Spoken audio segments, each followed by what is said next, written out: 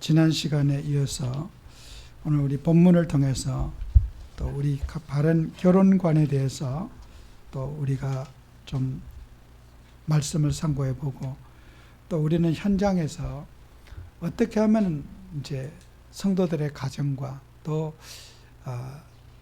가정을 살리고 또 가정을 복음화할 것인가, 또 우리가 기도 제목을 잡는 그런 시간이 되어야 되겠습니다.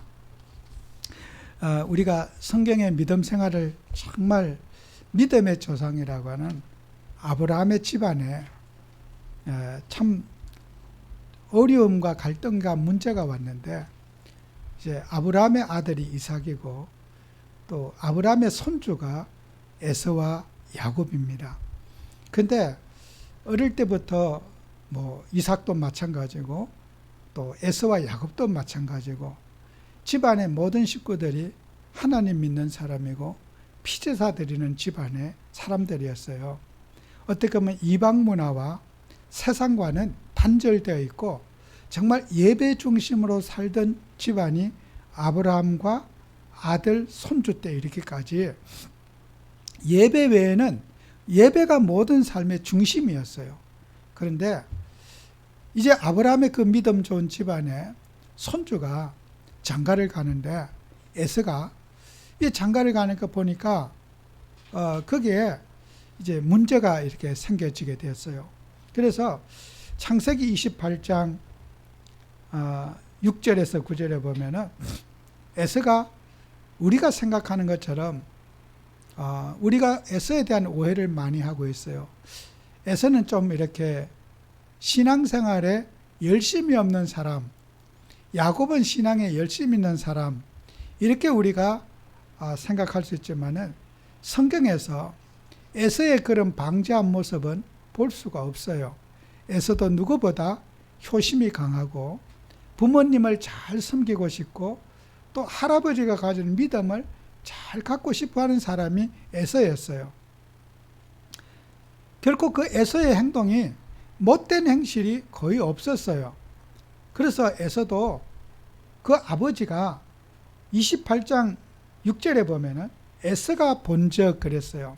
에서도 부모님과 할아버지의 믿음을 이어받아서 정말 그 믿음에 어긋나지 않으려고 에서가 굉장히 노력을 하고 살았어요. 에서가 믿음 밖에 살려고 한 것이 아니라 굉장히 나름대로는 정말 가정에 효도하고 신앙에 유익된 삶을 살려고 노력을 했는데, 그래서 이제 에서가 가만히 보니까 이삭이 야곱에게 축복하는 걸 봤어요. 에서가 본적 이삭이 야곱에게 축복하고 밧담 아람으로 보내어 거기에서 아내를 맞이하게 하였고 그에게 축복하고 명하기를 너는 가나안 사람의 딸들 중에서 아내를 맞이하지 말라 하였고, 그죠? 그러니까 이 얘기를 들었어요. 동생에게 너는 가나안 여자를 취하지 말고 밧담 아람에 가서 외삼촌의 집에 가서 믿음의 가정을 이루라, 이 얘기를 한 거예요. 에서가 눈치가 빨라요. 우리 아버지가 내가 얻은 이 아내가 아버지를 기쁘시게 하지 못하고는 있구나. 에서의 판단은 정말 내 사랑하는 아내가 아버지를 기쁘시게 못하고 집안에 늘 신앙 때문에 충돌하는, 불화하는 그런 그게 되니까 에서가 또 생각하게 된 거예요. 그래서 그 이삭을 기쁘시게 하지 못하는지라 해서 에서가 다시 깨닫고는 아버지한테 효도 좀 해야 되겠다. 그래가지고 어디를 갔느냐, 에서가 이스마엘에게 갔어요. 이스마엘은 아브라함이 낳은 아들이잖아요. 그 이스마엘이 또 하나님 믿는 사람이에요. 그 이스마엘의 딸 자식 가운데 말렛이라는 여자를 또 세 번째 아내를 맞이했어요. 효도하라고, 집안의 신앙을 잘 지켜가라고 이스마엘의 그 집안의 딸을 데려다가 자기 아내를 삼았어요. 그런데 창세기 27장 46절에 보면은 리브가가 이삭에게 이르되 내가 햇사람의 딸들로 말미암아 내 삶이 싫어졌거늘 야곱이 만일 이 땅의 딸들 곧 그들과 같은 햇사람의 딸들 중에서 아내를 맞이하면 내 삶이 무슨 재미가 있으리요 그랬어요. 이삭은, 그죠? 이삭의 아내 리브가는 이 결혼 때문에 마지가 불신 결혼을 해가지고 집안에 신앙적인 불화가 일어나고 충돌이 일어나는데 다른 갈등은 없는데 이 며느리 때문에 내가 살 소망이, 살 희망이 없을 만큼 영적인 갈등이 심했다고 리브가는 성경 말씀에서 고백하고 있어요. 그러면은 에서가, 자, 불신 결혼을 한 에서를 우리가 한번 생각해 보세요. 우리가 불신 결혼한 가정 지금 교회 밖에 많이 갖고 계시잖아요, 성도님들이. 근데 에서를 보면은 나이 40살에 헷족 속 버리엘의 딸 가운데 거기에 이제 그 유디카 바스맛이란 아내를 했는데 리브가의 마음에, 이삭과 리브가의 마음에 근심이 되었다라고 26장에 말하고 있어요. 이게 집안의 모든 것이 불화가 되다. 에서는 집안에 아브라함과 아버지와 할아버지의 신앙을 지켜서 잘 정말 그런 가정에 함께하는 그런 가정을 이루고 싶었는데 이 아내를, 불신자 아내가 에서의 마음대로 되지 않았던 거예요. 우리가 이제 결혼을 앞두고 있는 분들은, 남자들이 결혼하기 전에는 서로가 결혼할 목적으로 서로가 교회를 잘 다니겠다 그러고 다니기도 하고 뭐 이렇게 해서 이제 결혼을 목적으로 교회 다니는 분들이 밖에는 많이 있어요. 근데 막상 결혼을 하고 나면은 본색이 드러나는 거예요. 이 신앙이라는 게 겉보기의 그 신앙과 속에 들어가 있는 신앙이 다르단 말이죠. 연기한 신앙과 진짜 하나님 예수님을 사랑해서 은혜를 받은 신앙이 다르다는 거 아니에요? 에서는 그걸 못 보게 된 거예요. 우리가 이 에서가 실수한 게 뭐예요? 신앙은 내 아내를 내 맘대로 할 수 없다는 게 이게 에서가 느낀 한계 아니겠어요? 우리가 아무리 내가 노력한다고 믿음 없는 그 아내가 예수를 잘 믿고 하나님을 잘 믿겠느냐는 말이에요. 이것은 신앙이라는 것은 인간의 노력에 관한 부분이 아니라고 하는 겁니다. 우리가 노력을 안 해서 내 남편이 예수를 안 믿거나 아내가 예수를 안 믿는 거 아니에요. 하나님이 그를 은혜를 안 주셨기 때문이에요. 그래서 우리는 가정이라고 하는 것이 부부가 상대방의 인격을 내 노력으로 꺾을 수 있느냐는 거예요. 절대로 불가하다는 거예요. 이것이 에서를 통해서 주는 교훈입니다. 아무리 내가 이 여자 내 맘대로 할 수 있고 내 시키는 말 잘 듣고 해도 육신은 모르지만 신앙은 절대로 그렇게 되지 않는다. 신앙만큼은 절대로 하나님 믿는 것만큼은 각자에게 하나님이 주신 믿음이 있지 내가 노력을 잘하고 못하고에 따라서 신앙이 결정되지 않는다는 것은 에서를 통해서 드러난 교훈입니다. 그래서 우리는 에서의 가정을 지금도 많은 사람들이 살아가고 있어요. 우리가 이런 가정들을 또 혼자 예수 믿는 집도 있고 가족이 다 정말 행복하게 예수 믿는 가정도 있고 이런 가정들을 우리는 어떻게 우리가 이해할 것인가? 그런 가정이 있는가 하면요. 룻기서에 보면은 룻기서 1장에 보면은 룻이라고 하는 여인은 모압 여자였어요. 하나님을 믿지 않는 모압 여자였는데 그가 이제 집에 이스라엘 땅에 유대인으로 나오미가 유대인으로서 살다가 집안이 어렵고 먹고 살기가 어려워서 모압 땅에 가서 살았어요. 자식들을 데리고 아들들을 데리고 모압 땅에 갔는데 모압 땅에 사서 10년을 살다 보니까 거기에서 우리 그 장가를 아들 둘이가 장가를 갔는데 거기에 이제 모압 여자를 취해서 불신자 여자를 데려다가 이제 며느리를 삼았어요. 근데 이제 참 공교롭게도 그 나오미의 남편이 죽고 아들 둘이가 죽고 이러다 보니까 이제 집에는 며느리 둘과 시어머니만 남았어요. 그 여자 셋이 남으면은 지금 같으면은 여자들이 직장도 가고 할 일이 있잖아요. 옛날에 이런 나오미가 살던 그 시대는 여자는 남자가 죽고 나면은 살 수 있는, 먹고 살 수 있는 길이 없어요. 그래서 남의 집에 가서 정말 흘려진 이삭이나 주워 먹고 살고, 이렇게 정말 거지처럼 구걸해서 사는 그런 이제 사람이 됐어요. 그런 집안에 재산도 없고 아무것도 없고, 나오미가 또 그 집에는 그때는 결혼 풍습이 시어머니가 아들을 또 낳으면 그 아들 키워가지고 또 대를 잇고 이렇게 했는데, 시어머니가 또 늙어가지고 아기를 놓을 수가 없고 며느리에게 대를 이어줄 수도 없는 거예요. 그런 상황에 나오미가 결단하는 거예요. 자, 봐라. 우리 집에 무슨 소망이 있느냐.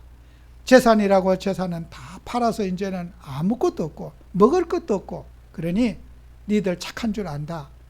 너희 집에 친정으로 돌아가서 너희들의 생명을 유지하고 돌아가라고 시어머니가 좋은 말로 그 두 며느리를 보내줬어요. 고향으로 돌아가라고. 여기서 죽는 것보다는 차라리 어머니 집에 친정으로 돌아가서 사는 게 좋지 않느냐. 그랬더니 큰 며느리는 이제 아멘하고 시어머니하고 포옹을 하고 입을 맞추고 고향으로 돌아가고, 둘째 며느리는 이 룻은 안 갔어요. 나는 죽어도 어머니가 믿는 신, 그 신앙, 하나님 믿는 여호와 하나님 믿고 내가 살지, 육신에 밥 먹고 오래 사는 게 문제가 아니고, 죽어도 내가 어머니가 믿는 그 하나님 믿고 같이 살다가 죽겠습니다. 시어머니가 내쫓는데도 룻이 고향으로 돌아가지 않는 거예요. 나는 육신의 선택보다는 영적인 선택하고 하나님 믿고 살고 싶습니다. 우리 집에 돌아가 봐야 그 불신문화 속에서, 육신 속에서 살아봐야 무슨 의미가 있겠습니까? 나는 믿음 생활하다 살겠습니다. 결단을 내리고 쫓아내는데도 가지 않고 나오미와 함께 이제 다시 예루살렘으로 돌아가게 된 거예요. 그래서 그 나오미의 혈적 가운데 여러분이 잘 아는 대로 보아스라고 하는 그 혈족이 그 룻에게 대를 이어줘서 다윗의 할아버지를 생산하게 되지 않습니까? 그래서 여러분이 어떤 집에는 그래요. 불신 결혼을 해가지고 남편을 예수를 믿게 하는 경우도 있고 아내가 예수를 믿게 하는 경우도 있어요. 그래서 우리가 신앙이 안 맞는다고 가정을 포기하지 말고 끝까지 우리는 믿음의 가정을 만들려고 노력하고 도전해야 된다는 거 아니겠어요? 그게 오늘 본문이 우리에게 주는, 바울이 준 말씀입니다. 그래서 우리는 어느 가정은 아무리 노력해도 결과가 없는 데 있었지만, 어떤 사람, 어떤 집안에는 교회 간다고 핍박하고 많은 어려움을 주는 사람도 어떤 날을 회개하고 너무 예수님 잘 믿는 그런 분들도 많이 있어요. 그래서 우리는 가정을 대할 때 정말 어떤 거든지 믿음이 안 맞고 또 갈등이 있다 할지라도 포기하지 말고 끝까지 주님 앞에 가는 날까지 가정 복음화를 위해서 도전하라는 것이 하나님의 뜻입니다. 인내심을 갖고 정말 어떤 반응이 없더라도 우리는 기도해야 될 사명이 있고, 자녀들이 빗나가도 우리는 끝까지 내 자식이기 때문에 기도해야 되고, 믿음의 가정을 이끌려고 천국 가는 날까지 가정을 위해서 영적 싸움 싸우고 도전해야 될 우리에게 책임이 있는 거예요. 그 우리 성도님들이 상처를 받다 보면 포기해요. 될 대로 되라. 우리는 정말 주님 앞에 될 대로 되라가 아니라 하나님을 믿고 믿음으로 도전해서 가정 복음하는 하나님의 뜻입니다. 그것을 통해서 우리는 세계 복음하는 거 아니겠습니까? 우리는 포기하지 말아야 돼요. 어떤 시험이 있고 어떤 문제가 있어도 우리는 주님 앞에 룻과 같은 그런 믿음의 딸이 나올 수가 있는 것이고, 아무리 노력해도 변화 안 되는 그런 해적 속에 그런 에서의 가정이 있을 수도 있어요. 그건 우리의 책임이 아니죠. 내가 아내를 전도 못한 게 에서가 책임질 게 없어요. 싸운다는 그 자체가 중요하지. 에서가 모질해서 그 아내들이 그렇게 된 거 아니란 말이에요. 그러니까 우리는 하나님 앞에 영적인 싸움을 싸우고 노력한다는 그 자체가 중요한 거란 말이에요. 그래서 우리 교회 성도님들은 불신가정과 우리가 살아가면서 이런 사회생활 하면서 이런 부분을 우리는 잘 상담하고 함께해서 가정에게 정말 가정을 치유하고 가정을 살려내는 그런 응답받는 우리가 되어야 될 것이고, 그 다음에 우리가 두 번째 생각해야 될 것이 가정마다 종교적 갈등과 문제들이 있어요. 교회 다니는 사람들은 대부분이요, 이 교회 다니는 사람, 교회를 오래 다니게 되면은 의식이, 불신자가 가진 의식과 교회 다니는 사람의 의식이 달라요. 제가 조금 오늘 아침에도 제가 오늘 맥추절이라는 걸 제가 몰랐어요. 맥추감사절이라는 걸. 근데 이제 문자가 왔어요. 맥추감사절인데 헌금을 해야 되겠는데 그 계좌번호를 찍어달라고. 그분이 이제 장로님이셔. 근데 이제 보내달라는 거예요. 제가 이제 맥주가, 교회 다니는 사람들은요, 세상 절기 관심 없어요. 추석이다, 뭐 설이다, 뭐 단오다, 무슨 그런 거 있잖아요. 또 생일, 기념일, 뭐 죽은 날짜, 뭐 그런 거 있잖아요. 교회 다니는 사람은요, 예수님 생일에 관심이 많아. 성탄절, 그죠? 부활절, 교회 절기, 교회력에 관심이 많아요. 내 태어난 날이 뭐 그리 중요합니까? 그래서 뭐든 생일 잔치한다고 난리를 치고 거기에 집안끼리 갈등하고 막 살겠니 못 살겠니 부딪히잖아요. 예수 믿는 사람들은 초대교회에서는요, 생일을 우상숭배 날이라고 대부분 사람들이 생일을 지키지 않았어요. 초대교회는. 어느 집든지 자기애를 기념하는 것들이 많기 때문에, 그래서 우리 한국의 기독교도 처음에 돌아갔거든요. 그런 날짜 지키고 절기 지키는 거 있잖아요. 굉장히 교회가 금했어요. 예수님 생일만 순종하지 내 태어난 날이 뭐가 중요하냐는 거예요. 교회 속에 살다 보면은 교회 절기에, 교회력에 우리가 맞춰서 살지, 불신자가 가지고 있는 그 절기에는 멀어지게 돼요. 그러면 불신자 집안에 시집을 가고 장가를 갔어요. 맞았어요? 이제 무슨 뭐 시아버지 생일이다, 또 뭐 어떤 시어머니 왔다, 이게요 충돌될 수밖에 없어요. 안 해주면 뿔이 나서 또 집안이 또 막 섭섭하다고 난리가 날 거고, 뭐 또 관심도 없는데 또 가서 또 가려고 하니까 갈등이 생기고, 이런 갈등과 문제는요, 종교적 갈등이 어느 개인마다 어느 집마다 다 가지고 있어요. 그래서 여러분들이 믿음 생활할 때 이런, 우리가 현장에 가서 성도님들이 이런 불신 집안과 결혼해서 살면서 예수만 믿으면 될 것 같지만은 현실의 갈등과 문제는 이루 헤아릴 수 없이 성도님들이 힘든 일들이 많아요. 아무 쓰잘데기 없는 일들이지만은 그 세상에 가지고 있는 그런 의식과 교회 안에 있는 의식과 충돌이 되어지는 거예요. 이것을 우리가 어떻게 도와줄까? 그렇다고 해서 우리는 세상의 모든 것들을 무시하고 그냥 뭐 교회만 다니면 된다. 여러분요, 제가 얼마 전에 이제 가까운 이제 혈족 그 아들 결혼했어요. 결혼했는데 그 결혼한다는 거 생각, 일요일 날 결혼 날짜를 잡았더라고요. 제가 이제 축의금만 보내주고 안 갔어요. 뭐 일요일 날 제가 예배드렸는데 저 오지 말라는 거랑 같은 거죠. 뭐 모두가 안 갔죠. 일요일 날 다 우린 예배드려야 되니까. 뭐 창피하기도 하고 뭐 말하고 싶지도 않더라고. 근데 그것도 영적 문제라. 그 아버지가 참 그 신사적인 뭐 호인이었어. 그 이제 동생이 교회를 다녀요. 동생이 교회를 독실하게 다니고 뭐 정말 신학도 하고 이랬는데, 형의 딸이 지금 이제 그 아들 장가본 그 엄마지요. 그 맏딸이에요. 그 형이, 두 형제가 살았는데 정말 집안이 혈족이 없이 두 형제가 살았어요. 근데 형의 아들이, 맏딸이 결혼한다고 하는데 일요일 날로 잡았어. 동생은 교회를 열심히 다니는데 교회를 빠지면 안 되는 사람이야. 근데 동생이 교회를 빠졌어. 제가 그 광경을 목격했어요. 근데 그 다음날 갔더니 동생 어차피 여행 같이 만났어요. 그 참 착한, 그 평생을 공직생활하고 정말 그 인격자신데 동생의 뺨따기를 팍 올리더라고. 막 그냥 동생이 딱 무릎을 꿇었는데 뺨따기를 팍 올리더라고. 깜짝 놀랐어요. 와, 이모부님 무섭다. 왜 저렇게? 하나뿐이면 우리 가족의 맏딸이 결혼하는데 교회 하루 빠지면 어떠냐는 거예요. 그렇게 하나님이 중요하다는 거예요. 형의 입장도 이해가 가지요. 맏딸이 결혼하는데 형제라도 맞냐? 둘이 그렇게 의롭게 살았는데 일요일 날 그거 하루 못 빠져가지고 맏딸 결혼식에 못 하느냐? 뺨따기를 올려붙이더라고. 제가 이번에 그 생각이 나더라고.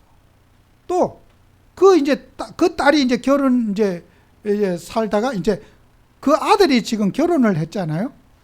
또 일요일 날 또 잡았어요. 이게 귀신의 역사, 이게 집안에. 아니, 토요일 날 잡아도 되고 할 건데, 뭐 때문에 일요일 날 굳이 잡아서 교회 다니는 사람 불편하게 만들어.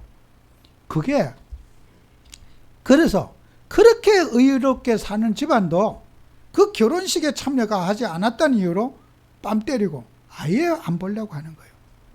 제가 그 광경을 보면서, 야, 이게 불신자하고 사는 것이 쉬운 일이 아니다. 그렇게 서운해하고 그 하나뿐이 없는 동생의 뺨을 때리는 그렇게 그 귀한 인격을 가진 어른이 얼마나 속이 상하면 뺨을 때리겠어요. 그분이 그런 분이 아니에요. 화를 내는 분이 아니에요. 그것이 바로 우리는 불신 문화와 하나님 믿는 사람의 종교적 갈등이 있어요. 우리 성도들이 예수님을 믿고 살다 보면은 그런 갈등과 충돌할 수밖에 없고, 그게 십자가의 고난이에요. 우리는 그 고난을 감당하고 예수 믿는 사람으로서의 정말 그런 영적인 삶을 우리가 싸우고 세상의 불신 문화와 싸워서 이겨내야 되는 게 우리의 본분이야. 뺨을 맞더라도, 그죠? 뺨을 맞아도 정말 우리는 믿음을 지켜내야 된다. 그걸 우리는 붙잡아야 돼요. 형제간에 정말 하나뿐인 형에게 미움을 받아도 저는 너무 안타깝더라고. 그래, 그 동생이, 제가 지하에서 그때 목회를 하는데 어디 길을 지나가다가 그 동생이 또 사업을 하면서 또 뭐 신학을 하고 했어요. 제가 지하에 끔끔한 목회를 하는데 찾아와서 저게 그 전도사가 목회하는데 무릎을 꿇고 탁 와서 뭐 헌금을 못했다는데 주머니 있는 걸 싹 비워서 다 덜어내놓고 가시더라고. 아마 그때 제 기억이 큰 돈이죠. 그게 아마 몇십만 원이 돼요. 동전까지 다 내놓고 가더라고. 그 당시 돈이 큰 돈이었어요. 지금부터 30여 년 전에. 그러고 그냥 막 도망치듯이 도망을 가시더라고. 전도사님이라고 목회하는데 그게 그에게는 그렇게 가치 있게 보였나 봐요. 제가 지금까지 신앙생활 하면서 우리는 세상 사람들이 핍박과 어려움, 복음 위에 살고 주님 위에 살 때 핍박과 어려움을 우리는 감당하고 도전하고 살아가야 되는 것이 우리 성도들의 삶이라는 걸 꼭 기억하셔야 돼요. 우리가 예수 믿는데 꽃길만 있지 않다는 거. 정말 우리는 왜 다른 사람은 다 편안하게 사는데 나의 가정만, 나의 인생만 이렇게 골치 아픈 가정, 인간 간의 가문이 있느냐? 불평하고 원망하지 말자. 우리는 어떤 거든지 내게 주어진 일은 십자가의 복음 붙잡고 도전하고 감사함으로 그것을 받아들이는 그런 그리스도인들이 돼야 될 거다. 그래서 초대교회도 그런 갈등과 문제가 있었어요. 사도행전 10장에 보면 고넬료가 기도하는데 하늘에서부터 보자기가 내려와서, 고넬료는 유대인으로서 구약에 먹어라 먹지 말라는 그 음식을 다 지킨 사람이에요. 유대인들은. 그런데 네 발 가진 짐승이 내려오고 기는 게 있고 벌레 같은 게 있고 또 새들이 있고, 음식 중에도 나는 그런 부정한 음식을 먹은 적이 없습니다. 못 먹게 3번이나 그 광저리가 오르락 내려가는 거예요. 꿈을 깨고 보니까 이게 무슨 꿈이지? 도대체 이게 무슨 뜻이지? 고민하고 있는데 뭐예요? 고넬료가 보인 하인들이 왔어요. 우리 집에 와서 예배를 드려 주십시오. 근데 그 하나님께서 고넬료에게, 베드로에게 그 꿈 해석을 해준 거예요. 두려워하지 말라. 고넬료는 의인이고 하나님을 믿는 진실한 사람이니까 두려워하지 말고 고넬료 집에 가라. 그래서 백부장 집에 하나님의 명을 받들어 고넬료가 저 베드로가 고넬료 집에 가서 예배드리러 갔어. 거기 가서 기도하는데요. 성령이 고넬료의 집에 임하면서 하나님의 역사가 일어나는 거예요. 그 사실을 보고 예루살렘 교회가 난리가 났어요. 어떻게? 우리가 가지고 있는 전통과 유전이 있는데 이방인 고넬료 백부장 집에 가서 거기 가서 사도 중에 제일 어른이 이방인 집에 갈 수가 있느냐? 그래서 베드로가 예루살렘 가서 보고를 하는 거예요. 꿈 얘기를 하면서 나는 안 가려고 했는데 하나님이 나를 강제로 고넬료 집에 가게 했다. 그래서 기도했는데 나도 모르게 하나님이 성령의 역사했다. 그건 내가 한 것이 아니라 하나님이 성령의 역사에서 고넬료에게 은혜를 끼쳤는데 내가 고넬료에게 은혜를 줬느냐? 유대인들은요, 고넬료가 은혜 받는 것도 기분 나쁜 거예요. 이방인은 막여야 되고 이방인은 막 벼락이나 맞아야 되지. 우리는 이렇게 수고하고 막 절제하고 사는데 이방인이 저렇게 은혜 받으면 되느냐? 이방인에게는 은혜가 아깝다고 생각하는 거예요. 마치 은혜가, 하나님의 은혜가 자기 소유로 생각하는 거예요. 우리는요, 고통받고 억압받는 불신자가 은혜 받으면 축하할 일이고 감사할 일이지 않아요? 그런데 그게 내가 마치 손해보는 것처럼 아깝게 생각하는 거예요. 저 사람은 망해야 될 사람인데 하나님이 은혜 주시면 안 된다는 거예요. 우리는 복음 가진 하나님의 자녀가 이런 우리에게 있는 전통에 묶여 있고 율법에 모여 있고 정죄의식에 묶여 있는 이것도 우리가 치유받아야 될 일이라는 거예요. 그래서 여러분과 저는 사도행전 9장 15절에 있는 대로 바울에게 정말 우리는 이방인과 임금들과 이스라엘 자손들에게 전하기 위해서 택한 나의 그릇이라고 바울을 불렀잖아요. 우리는 이방인에게도 복음이 되지만은 유대인에게도 이스라엘에게도 복음을 전해야 되고요. 모든 만민에게 복음을 전해야 될 우리에게 사명이 있는 거예요. 그래서 우리는 모든 사람이 회개하기를 위해서 기도하고 또 잘못이 있는 사람이 회개하고 돌아오면 얼마나 하나님 기뻐하겠어요. 잘못을 했기 때문에 전 죄값을 치러야 되고 돌아오면 안 된다고 하는 그런 의식은 우리가 회개해야 되는 거죠. 잘못한 사람이 회개하지 말고 하나님이 저 사람 회개시키지 말고 벌 내려달라는 거 유대인들의 생각 아니에요? 잘못한 사람이 회개하는 게 아니라서 벌 받아서 저주받는 게 낫겠어요. 저주받는 것보다는 회개하고 새 사람 되는 게 하나님이 더 유익하지 않겠어요? 그것이 우리는 상대방이 저주받아서 내게 얻어지는 유익이 뭐가 있겠습니까?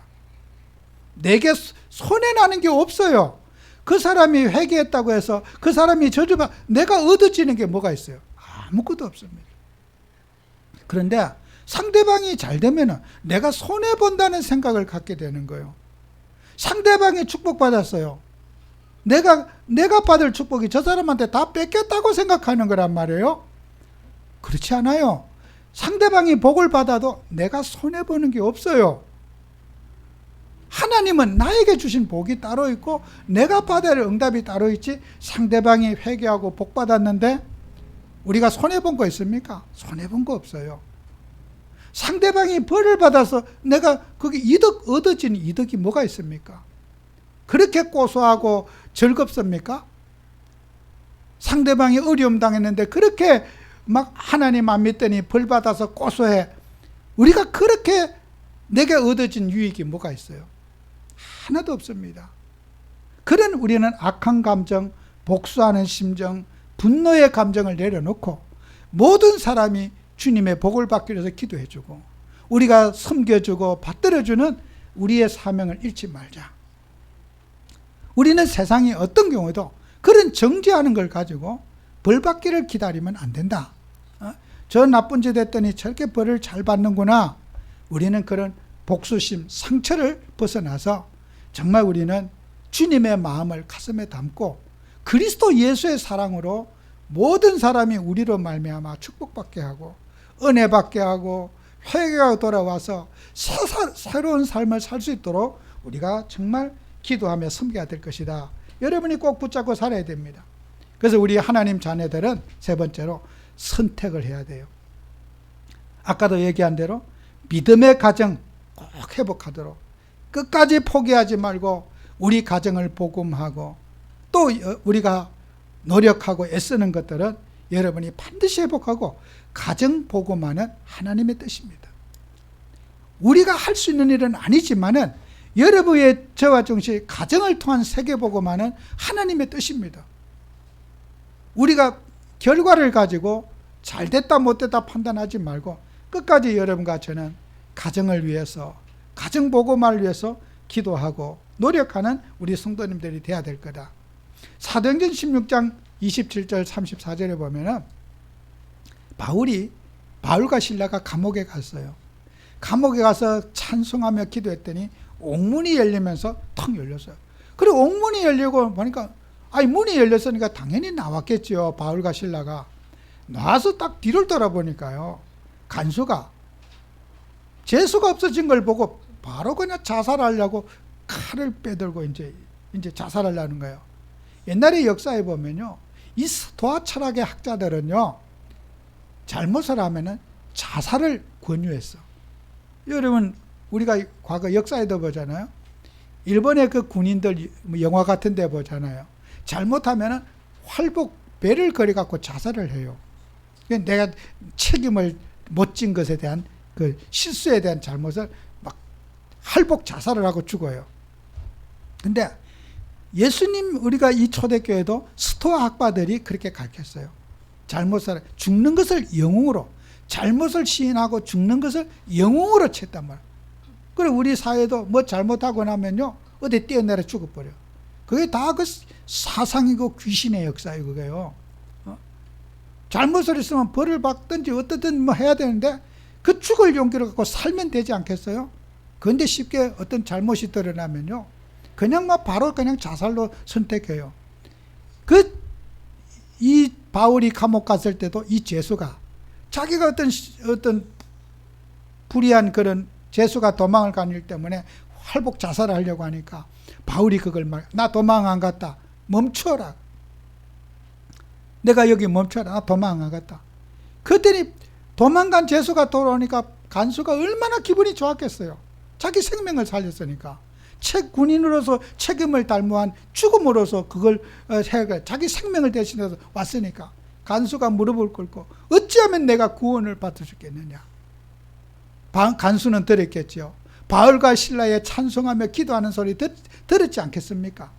옥문이 저절로 자기가 열어주지 않는데 열린 것도 봤지 않겠습니까? 하나님의 살아계심을 간수는 봤을 거란 말이에요. 어떻게 하면 내가 구원을 받을 수 있겠습니까? 그랬더니 바울이 하는 말이 주 예수를 믿어라. 그리하면 너와 내 집이 구원을 얻으리라. 그래서 간수가 정말 예수만 믿으면 구원받을 수 있느냐. 생명도 아깝지 않을 정도로 희생할 수 있는 그 은혜가 그 구원의 복음 속에 나온다는 간수가 은혜를 받은 거예요. 그래서 그 간수가 그 바울과 실라의 그 전날 맞아가지고 피가 나고 피투성 상처가 된 것을 씻기고 싸매주고 치료해주면서 그 간수가 그 다음날 이제 아침이 돼가지고 바울이 어떡해요? 내가 로마 시민권인데 당당하게 그 감옥을 하나님이 문 열어준 그 감옥을 다시 들어가서 당당하게 이제는 정식으로 열쇠를 열어줘서 나왔어요. 하나님이 열어준 대로 나온 게 아니라 다시 들어갔어요. 그 다음날 다시 간수도 살리고 자기도 살고. 그래서 그 간수의 집에 가서 온 사람이 세례를 받고 온 사람이 믿음의 가족들이 되었어요. 그죠? 우리는 그 간수의 집처럼 우리 가정과 삶이 정말 우리는 복음에 살고 또 우리는 바울의 복음 뭐요? 오늘 본문에도 그렇지만 가정 살리는 복음이고 가정을 치유하는 복음이고 갈등과 문제를 치유하는 복음이지 나만 사는 복음이 아니라는 거. 그죠? 이걸 우리가 오늘도 붙잡고 살아야 된다는 거예요. 우리가 마지막으로 우리는 후대와 미래에 대한 언약을 저와 여러분이 붙잡아야 돼요. 이사야 6장 13절에 우리는 이 땅 살릴 그루터기들입니다. 종자예요. 거룩한 씨예요. 여러분요, 늘 제가 말씀드리지만은 종자는 너무 중요해요. 씨앗. 농부가요, 씨앗 종자를 어떻게 준비하냐에 따라서 농사에 종자 나쁜 씨앗을 뿌려 놓잖아요. 아무리 거름 주고 뭐 해도 가을의 열매는요, 안 좋은 열매가 맺어요. 종자가 정말 좋은 종자를 심으면요, 농사의 절반은 종자 준비예요. 씨앗이 좋아야지 열매가 좋아지는 거예요. 제가 늘 말씀드리잖아요. 여러분이 수박을 하나 드시고 그 수박 그 씨 그거 어디 던져 넣으면요, 거기도 수박이 달려요. 여러분 턱 뱉어놓은 그 수박에 덜에 떨어지잖아요. 거기에도 수박이 달려요. 근데 시장에 나오는 그런 상품이 될 수 있을까요? 안 돼요. 아무리 거름 주고 뭐 벌레 잡아줘도 우리가 먹던 그 씨앗 턱 던져놓고 그거 난 거요. 거름 줘도 그런 큰 수박이 될 수가 없어요. 종자가, 그런 상품의 종자가 아주 정말 구별된 종자를 사다가 그걸 심어서 그렇게 하는 거예요. 그 농부가요, 종자 하나가 그 수박씨 하나리, 저는 아기 때 그걸 봐서 알아요. 그거 한 종자, 그거 수박씨 그 조그만 거 하나가요, 비싸요. 한 알이. 그러니까 그 이제 농사 짓는 분이 그걸 발화를 시키려고 이렇게 그 솜에 이렇게 물을 묻혀가 거기다 딱 이렇게 그 너무 비싼 씨앗이니까 거기다 이렇게 나가고 거기서 조그만 콩나물처럼 촉을 틔워요. 그러면 어떻게 또 정말 핀셋으로 갖고 한 개 세시더라고. 내가 세는 걸 봤어요. 그래 갖고 그 종자를 그 촉이 그 상하지 않도록 해서 땅에다 탁 심어. 종자요. 우리는 이 시대에 세계보고말 종자들이에요. 가정살릴 종자들이고 이 타락문화 흑암말 종자들이에요. 우리는 전도 못해도 종자로서 소중한 거예요. 여러분은 이 시대에 살릴 복음운동 끊어진 생명운동할 하나님이 종자를 불렀다는 거예요. 종자가 잘못되면 미래가 없는 거예요. 우리가 영적 생활하고 기도하고 은혜 받고 나의 전도자의 삶을 살고 내가 하나님의 은혜 속에 사는 게 세계복음화의 발판입니다. 다 잘하면 얼마나 좋겠어요. 나부터 은혜 받고 나부터 기도하고 나부터 성령 충만 받고 승리하는 여러분 되시기를 축원합니다. 기도합니다. 하나님, 우리에게 주님의 은혜를 주셔서 정말 우리는 성경적인 가정관, 성경적인 결혼관을 가져서 후대와 가정을 살릴 수 있는 주역들이 되도록 축복해 주옵소서. 예수님 이름으로 기도합니다. 아멘.